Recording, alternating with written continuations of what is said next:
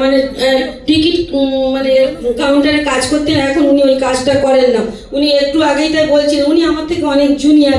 আমি যে স্কুলে উচ্চ মাধ্যমিক পড়েছি উনিও সেই স্কুলে উচ্চ মাধ্যমিক পড়েছেন। আমি ওনাকে দেখে চিনতে পেরেছি।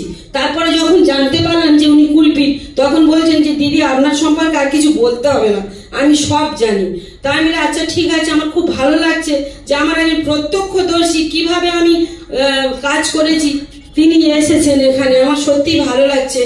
আর পোলিও সম্পর্কে আমি বলতে গেলে আমার কথা বলে এখনো কিন্তু কুলপিতে এখনো স্টিল নয় যে 12ই অক্টোবর পালস পোলিও হয়ে গেল, এখনো কিছু লোক অসুস্থতার দোহাই দিয়ে এবং কিছু মিথের দোহাই দিয়ে এখনো পোলিও খায় না। আমার কাছে পুরো নামের লিস্ট আছে, টোটাল কুলপি ব্লকটা আমি কি কন্ডিশন বলতে পারি। আমাদের ইউনিসেফের যিনি আছেন ডক্টর অনিরুদ্ধ সেনগুপ্ত, উনি আমাদের হচ্ছে এসআই মনিটর, উনিও আমার এক সময়ের স্যার ছিলেন আমার এই কুলপি গ্রামীণ হসপিটাল, উনি মেডিকেল অফিসার হিসেবে কাজ করতেন।